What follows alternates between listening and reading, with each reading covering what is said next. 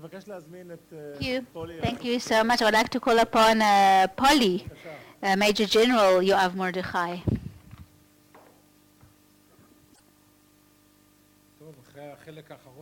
So after that previous part is from, going down from the high mountains, lofty mountains, all the way down to the pits. I just said that, it's going out from the lofty hills to the reality, not always the gloomy pits. Anyway, let's start with protective edge. And from protective edge, we will try and explain a little more about the different components of warfare. I don't want to call it asymmetrical, but let's call it, again, warfare in densely populated areas and the various challenges and how we cope with these and the methods that the IDF develops, not only as far as values are concerned. But if I look at protective edge and I take the whole Gaza Strip, as far as I'm concerned, protective edge operation did not begin with that kidnapping of those three youth in Gush Etzion. I have to look at the Gaza Strip from the civilian and economic aspect. Before every operation, on the time axis, you can take, go years back. But I'll take it, let's say, from the time the uprising of Hamas, when they took power in the Gaza Strip after an election and after the revolution, and the forceful revolution, and how they seized the regime, and the Egyptian reality also has, of course, has an impact. The minute you have to decide to operate in a certain area. You had this area of 360 square kilometers, 1.76 million Palestinians living in that area under certain conditions, and that is your starting point. Your starting point, actually, that's how it begins. We start protective edge after the Marmara incidents, that flotilla, and after the abduction of the soldier Gilad Shalit. It also influenced us, and then a number of years later, in light of, again, them using all sorts of construction materials to build tunnels that the IDF exposes. Then we start limiting these construction materials into Gaza. There are very great limitations, and of course they live under a lot of constraints, absolutely. As far as I'm concerned, the Gaza Strip, despite all I've said, somehow survives from a civil perspective, economic perspective, even from a governance perspective, because, again, the borderline with Egypt and all those tunnels somehow let Gaza survive, revived us. And we all know, we know what passed through those tunnels. Are the tunnels, it's some sort of a metro system, I'd even call it. Even in direction of Israel and direction of Egypt, there were tunnels going through. And then, of course, the great dimension. All things passed through it. There were these border points, checkpoints. And all sorts of things pass, all sorts of things. Vehicles pass through there, materials, and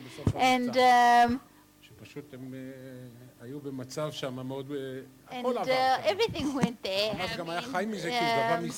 And people, and actually Hamas took customs, took taxes on anything that passed through, things that was smuggled through, but anyway, the tunnel started shutting down.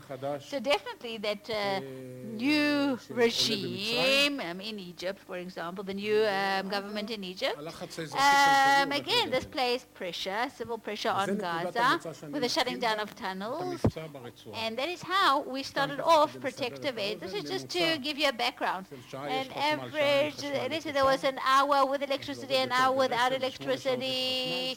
It usually was like 8 hours with power, 8 hours without power, and not because of Israel, by the way, because there was just not enough money for diesel and for all sorts of things. The more complicated event in the Gaza Strip, in that situation before protective edge operation, was that, again, this is a society that hardly exports. It doesn't export goods anywhere. We don't allow it to export during that given point in time, to export only abroad, but not to Judea and Samaria, and not to the Israeli market. The Egyptians didn't allow. There was no passing through of merchandise. So there was this internal circle, of goods. You grow your own stuff, and you sell your stuff locally. And if you ever studied economics, knows what the this leads to.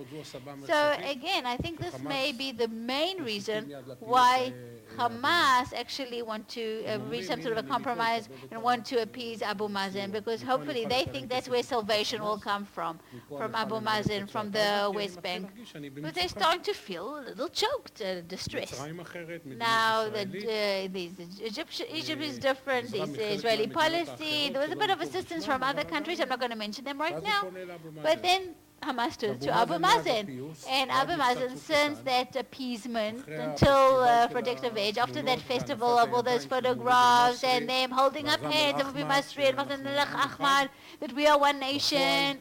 In reality, again, from the lofty hills to reality that I talked about before, nothing really happened. The Palestinian Authority said, we have no intention of funding you, funding double. We don't want to take responsibility for Gaza. You want us to take responsibility, so give us something. We want to be there. We want to rule. And I don't want to talk so much about the chain of events of the operations and that, but we actually want to, let's get to Protective Edge operation. So again, from the civil perspective, we are in a reality that the Gaza Strip is in a very bad situation in terms of infrastructure, in terms of economics, in terms of society. Things are really bad. And then we plan this challenge that I will talk of in a minute, and I'll try to elaborate in the 20 minutes that I have, how we prepared ourselves and how we try to contend with all those challenges. I don't think I have to expand on this slide that you see before you, the difference between previous years and today. Because, first of all, international involvement, and again, I see some of my colleagues from the international organization sitting right here, and they're always here, and they're more involved now than they were in the past. And the media, you see in the bottom left, it's there, it's present everywhere. And of course, it's all connected to the social media and websites, internet, and you have to keep dealing with all these, the media spins. Some of them are completely fictitious, and the delegitimization. On the other hand, the civil society that we have to deal with. I could have shown you all sorts of photographs of civilians that were shown. Now, for the purpose of this challenge, beyond matters of values and principles, this is very important, and this was mentioned already. I think the civil component is a top priority. It is a value. We do not want to harm innocent civilians. The second role and mission is to allow this, people to survive in order to be on par with our missions. How do we create that space, that breathing space? It's to create legitimization. The minute there is internal Israeli legitimization, I was actually more responsible in my previous role as a spokesman of the IDF, but even more important is the international legitimization in the UN, around the world, that even if the results are very severe and painful, it is clear, it should be clear to all that we take every single precaution to safeguard life so that the operation could continue. And I think the Protective Edge operation, again, lasted for 50 days. And the results were very complex. 2,100 casualties, that is true, and more than 11,000 injured. Every third person who left his home. And we are talking about, again, 500,000 people who left their homes, and so UNRWA says, some because their homes were hit, and some because their neighborhoods were actually filled with terrorist cells. And despite that, the IDF had the legitimization to continue and to try to fulfill its missions, because I think that the cause was so just, and even if we did harm civilians and facilities, when you see the overall picture, you see that great efforts were placed in order to protect lives. Now, the biggest challenge was that isolation, or the distinction, between the civilians and the enemy. And it's a shame that that is a strategy of our enemies. I remember that first phone call with that head of the platoon who said, I know how to expose tunnels. I said, what? You go to the mosque. You expose a tunnel. Because for the first time, second time, third time, you understand that is how they did it. And that's a worldview. They build it in the mosque because they know that it's a religious site and it's a sensitive site, a sensitive location, and it's sacred to all its religion. And so nobody would look there, nobody would damage it. And same goes for clinics. And I didn't say that, but the UN published this. And I'm glad they reported this about ammunition in schools, meaning that is the worldview of the enemy. So how do you deal with that? How do you deal with the fact that you want to help that civil population? You coordinate with the international organization that now it would be good to evacuate such a area because the Golani unit is going to go in and maneuver there because all sorts of tunnels there, all the way to Nahal Oz, and Hamas doesn't allow the civilians to evacuate. How do you deal with that? How do you contend with that? And at the end of the day, you see these little children or women who get killed, and then you say to everybody, but we want them, we caution them to get out of there. What can we do? We have examples of Muazzin that are given guidelines by Hamas to tell people not to leave their homes. We have testimonies to that effect. We have testimonies of Hamas people who actually force people, violently force people, and tell them you cannot leave your homes. Their role, their objective, again, they wanted to leverage the bad results, the casualties, but again, that is their worldview.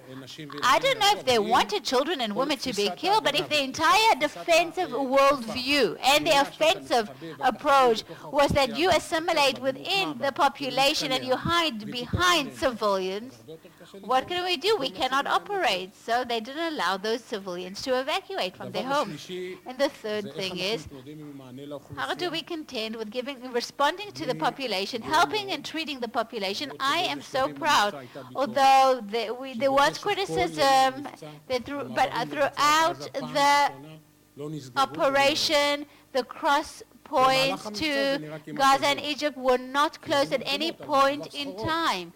We left them open, or even we shut them down even for a bit if there were missiles or there was an operation, because we understood that things have to come through, because if we don't give them that space, that breathing time, that breathing space, things would collapse, and we understood that. But I think the most challenging thing is that tension between the left, bottom left, and top left. How do I contend with rumors? How do I know to again deal with civil events quickly, and to prove that there was shooting from that school, and that's why I attacked the school. How can I very quickly prove that they transgressed those humanitarian laws, and we were so meticulous to really abide by all of this? I don't even remember, by the way, one time, and I again was in connection, that we cease fire, and they transgress it. I mean, the minute they keep transgressing, and then the point is who tells the story more quickly and more accurately. And it's so hard when you have an enemy who doesn't have no shame and can just, say the lies outright. I think the Wafa hospital in Sargia, you all know that. I think everyone knows that we hit that hospital, and at the end of the day, you could say I actually gave an instruction to record the telephone conversation between the commander and the head of the hospital for a whole week.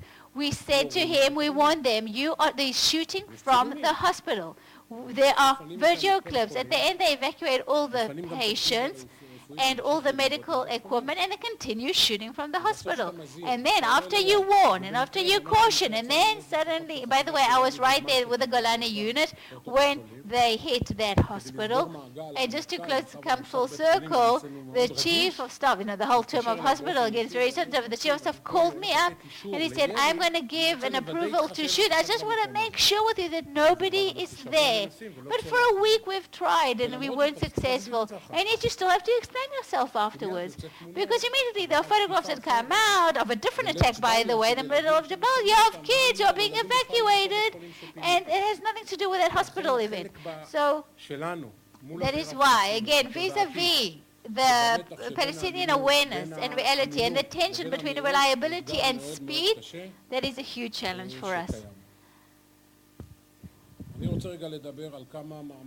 I just want to talk about some of the efforts that we make in the operative plans and projects and in our worldview and our perception of things. First of all, before any operation, we map out the area. Fortunately for the area that I command, which is Judea and Samaria and the Gaza Strip, it's excellent what's being done, and we call it the mapping out of sensitive locations, meaning any commander that goes in knows exactly where there is a power station, where the Red Cross officers are, where the UN officers are, where the schools are. It doesn't mean he's not allowed to attack any place if he feels threatened. However, he has that map, and that's how he sets forth. The second thing, as again a worldview that we have, our approach is we've defined for ourselves that always as lessons, both again from defensive shield, and there's always the open humanitarian routes at any given situation, that you can again move people. Sometimes it can be closed off for hours because of battles that are taking place. Sometimes it can take even a whole day, like Sajaiya. There was a terrible battle going on. They had ended after a long time, and then we decided we wanted to open up, and it was very hard for rescue teams to enter. However, then again, but we took the decision that we can't open up that route because it poses a risk. However, in most of the war zones, there were humanitarian routes and tracks that allowed rescue teams to come in and medical teams. And there are some efforts around the whole operation aspect of things. The first effort is that of health. Gaza especially, and any other area, is very limited in the beds it has in the hospital. Also, the medicine there is not independent medicine, and basically we have to, enable new medical equipment and drugs to come in, medication to come in, and we have to evacuate the wounded from the zone and to evacuate them into Israel. We actually established a field hospital in Erez, that is in the state of Israel. Right there on our side, and anyone could come there and get treated. And there were dozens who came in. People had run away from Gaza, and they came, people who were wounded, and they came to us. And with the Israeli Minister of Health, by the way, we concluded and we approved and we prepared ourselves to absorb patients in Israeli hospitals as well. Hamas allowed nobody to come out. Only after the operation, of course, a few Hamas seniors asked for a few of their relatives to be treated in Israeli hospitals. However, although there were so many wounded, we kept bringing in medical equipment and a lot of assistance. The second effort is that of infrastructure, the crucial infrastructure.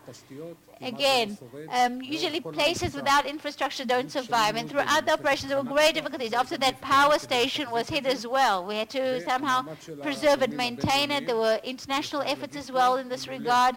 And I have to say that if it weren't for the UN and other organizations, I don't think the civil aspect would have been as it is. It was a very impressive effort, and there were all sorts of common projects. And every single day we sat together and coordinated activities and movements and conveying messages and transferring goods and whatever it was. And they were a huge help to us. As far as I'm concerned, I think the most central aspect is a new perception. We call them population officers. And throughout the operation, every platoon that entered, there was one population officer that was part of the team. We talk about an officer that knows how to talk Arabic, that knows how to communicate with the population, and that knows how to deal with civil matters in war zone. I'm not familiar with such a model in other armies. I know that the civil assistance in the U.S. Army is very different.